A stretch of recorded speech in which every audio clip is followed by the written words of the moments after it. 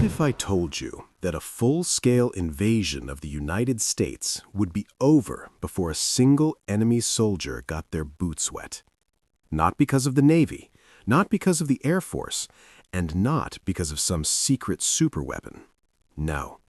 The invasion would be stopped by a financial agreement, one that underpins our entire global economy, an agreement so powerful that any country dumb enough to try and attack the U.S. would effectively be declaring bankruptcy on itself, long before the first shot is ever fired. You see, most people think of defense in terms of aircraft carriers and stealth bombers. They imagine epic battles on the coasts. And while those are certainly layers of America's defense, they aren't the primary shield. The real defense, the one that makes a conventional invasion a complete fantasy, isn't a weapon you can see. It's not forged from steel. It's forged from trillions of transactions and a single currency that has the world's economy in a chokehold. This isn't a story about military might. This is a story about financial self-immolation. It's the story of why America's greatest defense isn't a weapon at all. It's the dollar. To understand this, we need to peel back the layers of what modern power really is. It's not just about who has the most tanks, it's about who controls the system. And for the last half-century, the United States has been the architect of that system. An attack on the U.S. isn't just an attack on a country, it's an attack on the very foundations of global trade. For any rational actor, it is an act of economic suicide. And it's this invisible economic fortress that makes the country, for all intents and purposes, uninvadable. Section 1. The primary argument: economic self-destruction. To truly grasp why an invasion of the United States is financially impossible, we have to talk about a concept that quietly dictates the flow of money across the entire planet: the world's reserve currency. Since the end of World War II, the U.S. dollar has held this title. So what does that actually mean? In simple terms, it means the dollar is the world's default currency. Think of it like this. When countries trade with each other, say Brazil selling coffee to Japan, they don't do it in Brazilian reals or Japanese yen. The vast majority of international trade, especially for things every country needs, like oil, is priced and paid for in U.S. dollars. This creates a constant, massive, global demand for dollars.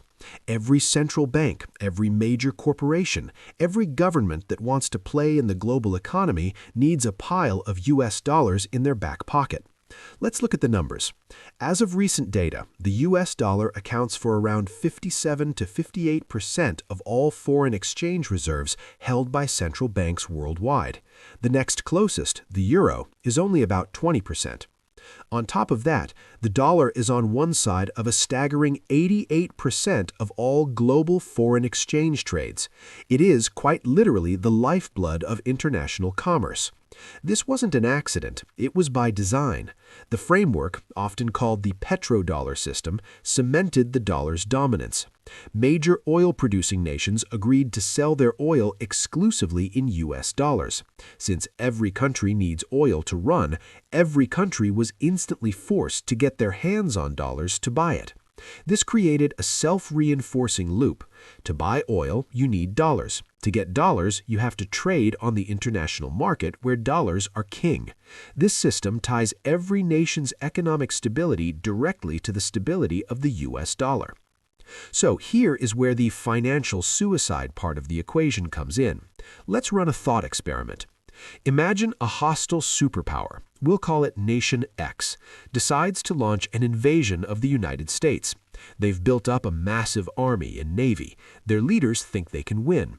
The moment their intentions become clear, before a single missile flies, the global financial system would have a heart attack. The U.S. government, through its Treasury Department, has the power to freeze dollar-denominated assets held by other countries. This isn't a hypothetical power, they use it all the time. In the event of an invasion, the U.S. would, without a doubt, freeze every single dollar held by Nation X, trillions of dollars maybe, gone from their control in an instant. This is the first blow, and it's devastating.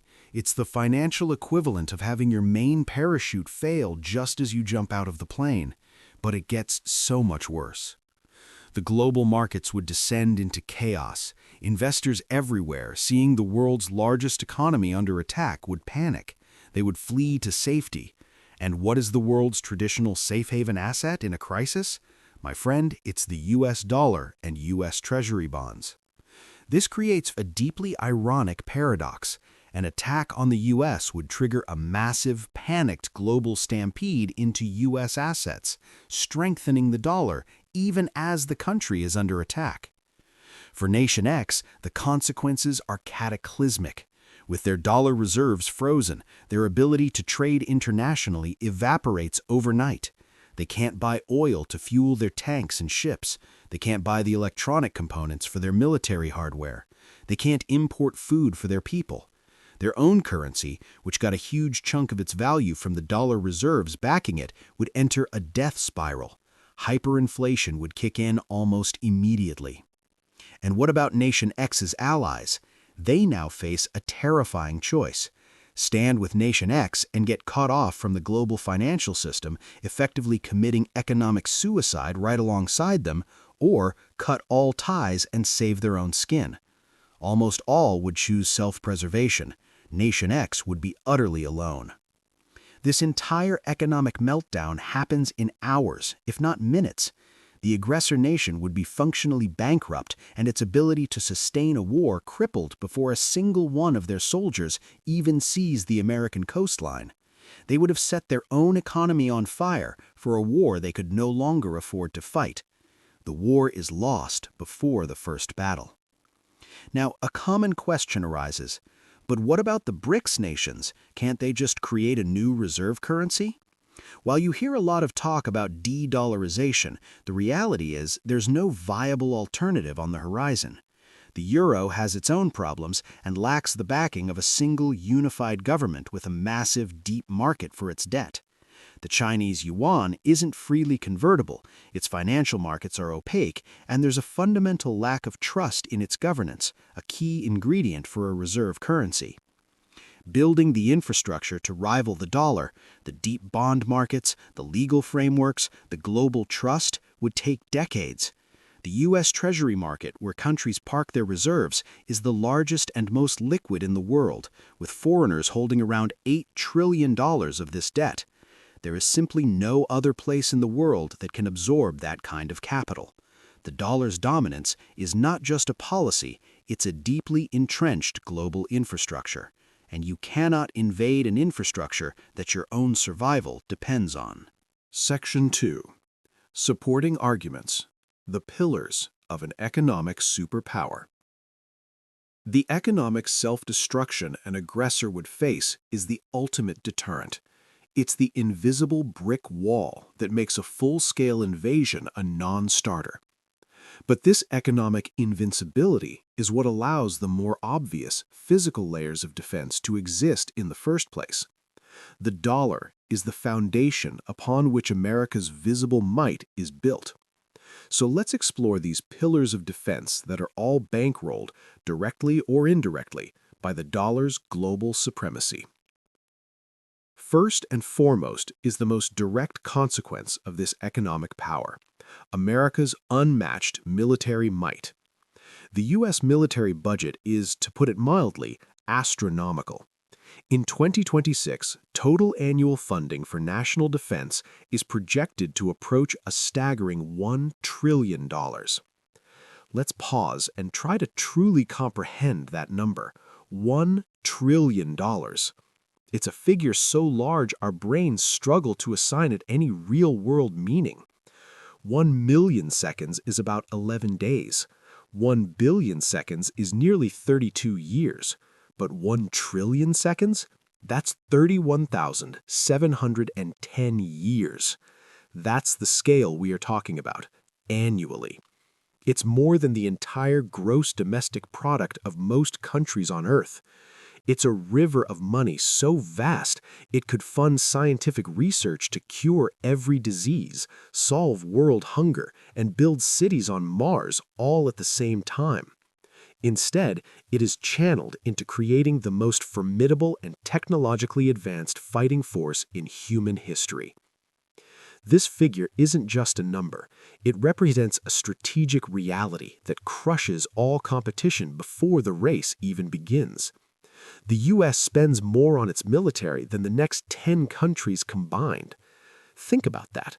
You could take the military budgets of global powers like China, Russia, India, the United Kingdom, Germany, France, and Japan, add them all together, and you would still not reach the annual spending of the Pentagon. It's not a fair fight. It's a different category of existence altogether.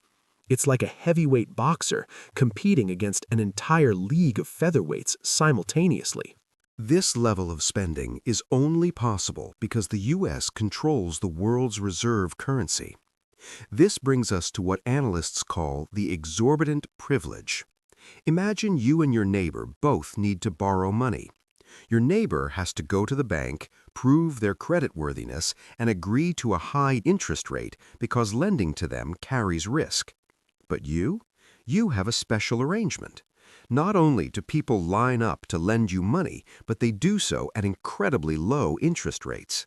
Why? Because you're the only one who prints the money everyone in the neighborhood uses for their daily transactions. Everyone needs your dollars, so they are more than willing to lend them back to you for a tiny return, just to have a safe place to park their cash. This is, in essence, how the U.S. funds its military. Because global demand for dollars is perpetually high, the U.S. government can issue debt, U.S. Treasury bonds, at much lower interest rates than any other country. Nations, corporations, and investors worldwide are desperate to buy these bonds, effectively lending the U.S. government trillions of dollars. This stream of cheap credit allows the government to fund a defense budget that would be fiscally impossible for any other nation. Any other country attempting to print and borrow on this scale would trigger runaway inflation and a catastrophic economic collapse. But the U.S. is insulated because the rest of the world has an insatiable structural need for its currency. The world is, in effect, subsidizing the very military that guarantees the stability of the dollar-based system they all rely on. So, what does a trillion-dollar budget financed by the entire planet actually buy you?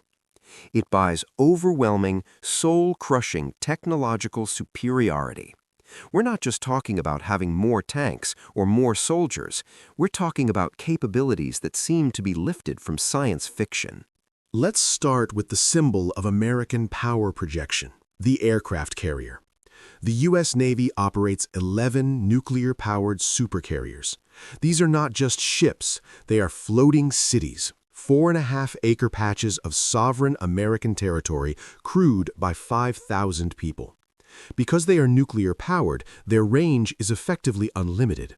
They can sail the seas for 25 years without ever needing to refuel. Each carrier is the heart of a carrier strike group, a flotilla that includes guided missile cruisers, destroyers armed to the teeth with advanced missiles, and a silent, unseen nuclear attack submarine hunting in the depths below. The air wing on a single carrier, with its F-35s, Super Hornets, and electronic warfare aircraft, is more powerful than the entire air force of most nations. Now, let's look at the competition for context. China, the next closest peer, has 3 carriers. None of them are nuclear-powered, severely limiting their range and sustainability. They are, by comparison, regional platforms, not global ones. Russia has one aging, conventionally powered carrier, the Admiral Kuznetsov, which is notoriously unreliable and often has to be escorted by a tugboat in case it breaks down. So the score isn't just 11-3, it's 11 globe-spanning nuclear-powered fortresses of unimaginable power versus a handful of regional, conventionally powered ships.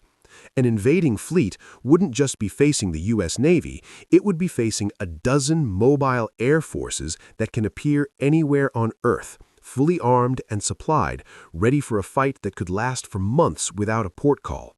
This is a shield forged from the world's reliance on the dollar. Beyond the carriers, the budget buys a qualitative edge that is almost impossible to overstate.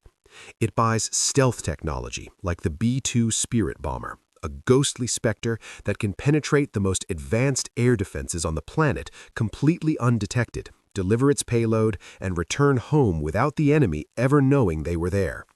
It buys a global satellite network that acts as an all-seeing eye, giving the U.S. unparalleled intelligence, surveillance, and reconnaissance capabilities. For an adversary, this means there is nowhere to hide. Their troop movements, their naval deployments, their missile sites, all are visible in real time, stripping away the fog of war and making any surprise attack a fantasy. It's like trying to play poker against an opponent who can see your cards. This technological dominance, funded by the dollar, creates a military so powerful that it makes the very idea of a conventional, symmetric war against the United States an exercise in futility. An invading force would have to cross an ocean under the constant, watchful eye of a military funded by the entire world's economic activity. This leads us to the second and perhaps most obvious pillar of defense: unrivaled geography. People call it Fortress America, and for good reason. The United States is a continental island bordered by two vast oceans, the Atlantic and the Pacific. These aren't just bodies of water, they are logistical death sentences for any would-be invader. To even attempt an amphibious assault on the United States, an enemy would have to assemble a massive fleet and sail it thousands of miles across open ocean. Let's paint a picture of this journey. This isn't just a few warships. It's an armada of troop transports, landing craft, and most importantly, an endless train of vulnerable supply ships. An invasion force is a hungry beast. It needs millions of gallons of fuel, thousands of tons of ammunition, food, and medical supplies every single day just to function. Every single tanker and cargo ship in that supply line, stretching all the way back to the home country, would be a slow, fat, sitting duck. For the entire duration of their multi-week crossing, this armada would be relentlessly hunted. It would face a gauntlet of death. From the depths, America's nuclear-powered submarines, the silent hunters of the deep, would be picking off supply ships one by one. From the skies, long-range bombers taking off from bases the invaders can't even see would rain down anti-ship missiles. From over the horizon, the previously mentioned carrier strike groups would launch wave after wave of attacks. The invading fleet would be bled white, its logistical chain shredded, long before it ever smelled American sea air. History gives us a chilling lesson in the difficulties of amphibious logistics. The D-Day landings in Normandy, the largest amphibious invasion in history, were a monumental undertaking. But the Allied forces only had to cross the 20-mile-wide English Channel, and they did so with complete air and naval supremacy. An invasion of America would require crossing a 3,000-mile ocean against the most powerful navy in the world. It is not a matter of difficulty, it is a matter of impossibility. The oceans are the world's largest moats, and the U.S. economy has built the most powerful guards in history to patrol them. Furthermore, this geographic blessing extends to its land borders. The U.S. shares long, peaceful borders with Canada and Mexico. Neither poses a military threat, meaning the U.S. doesn't need to station massive, permanent armies on its land borders in a defensive crouch. Contrast this with other powers. Russia shares borders with 14 countries, many of them part of a hostile military alliance. China has numerous active border disputes. This internal focus drains resources and strategic attention. The United States has the immense luxury of facing outward, focusing its entire defensive posture on the oceans, free from any credible land-based threat. There are no hostile staging grounds on its continent from which an army can march. An invader has to come from the sea or the air,